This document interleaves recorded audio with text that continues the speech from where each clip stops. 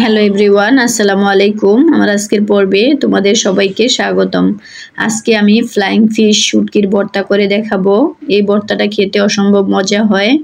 তবে কথা না বাড়িয়ে চলো আমরা দুইটা ফ্লাইং ফিশ নিয়েছি। এখন আমি এটা রেগুলার সাইজ করে কেটে নিব। আমি এখন ছুরির সাহায্যে কাটবো। তোমরা চাইলে বটি দিয়ে কাটতে পারো, কারণ এই মাছটায় কাটা বেশি থাকে না, মাঝখানে একটা বড় কাটা থাকে। এটা জাস্ট একটু ফেলে দিলেই হবে।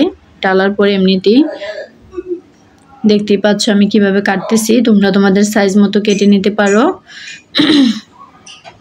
কারণ আমি মাথাটা সহ ভর্তা করব। এই মাথাটা সহ ভর্তা করলে খেতে অনেক টেস্ট হয়, তাই আমি মাথাটা ফেলে দিব না। দেখতেই পাচ্ছ কাটা আমার কমপ্লিট হয়ে গিয়েছে। এই পর্যায়ে আমি এখন এগুলাকে একটু শুকনো খোলায় টেলে নিতে হবে। এখন আমি একটা চুলায় প্যান বসিয়ে নিয়েছি। প্যানটা গরম হতে দিয়েছি। প্যানটা এরই মধ্যে গরম হয়ে গিয়েছে। এখন আমি শুটকিগুলো দিয়ে এটাকে বেশ কিছুক্ষণ টেলে নিব। দেখতেই পাচ্ছ এরকম যখন গোল্ডেন কালার হয়ে যায় তখন বুঝতে পারবে যে এটা টালা কমপ্লিট হয়ে গিয়েছে।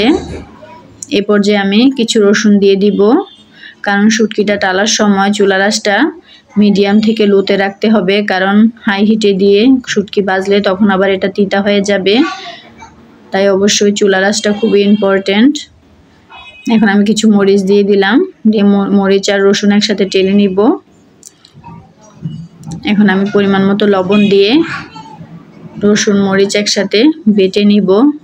এই ভর্তার মধ্যে অবশ্যই তোমরা লবণের পরিমাণটা বুঝে দিবে, কারণ এটা সামুদ্রিক মাছ, এখানে এমনিতেই লবণ থাকে, সেজন্য লবণটা খুবই ইম্পর্টেন্ট, এটা বুঝে দিতে হবে।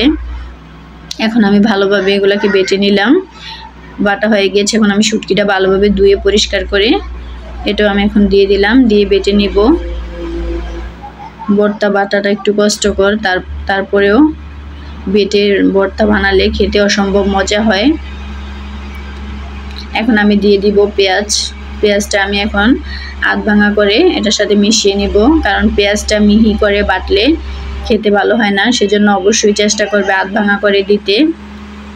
আর আমি যে কোনো ভর্তার মধ্যেই কাঁচা পেঁয়াজটা ইউজ করি, কারণ কাঁচা পেঁয়াজটা ভর্তার সাথে খেতে অসম্ভব ভালো লাগে, সেজন্য আমি এভাবে দিই। তোমরা চাইলে তোমাদের ইচ্ছা মতো টেলে নিতে পারো অথবা ভেজে নিতে পারো তেলের দিয়ে। এখন আমি ধনেপাতা দিয়ে দিব, দিয়ে এখন আমি ভালো করে এটাকে ভর্তার সাথে মিশিয়ে নিব। এর মধ্যে আমার ভর্তাটা কমপ্লিট হয়ে গিয়েছে। ভিডিওটা যদি ভালো লেগে থাকে তাহলে লাইক কমেন্ট শেয়ার করতে ভুলবে না, সাবস্ক্রাইব করে দিবে আমার চ্যানেলটাকে। এতক্ষণ আমার ভিডিওটা দেখার জন্য তোমাদের সবাইকে অসংখ্য ধন্যবাদ। সবাই ভালো থাকবে, সুস্থ থাকবে। আল্লাহ হাফেজ।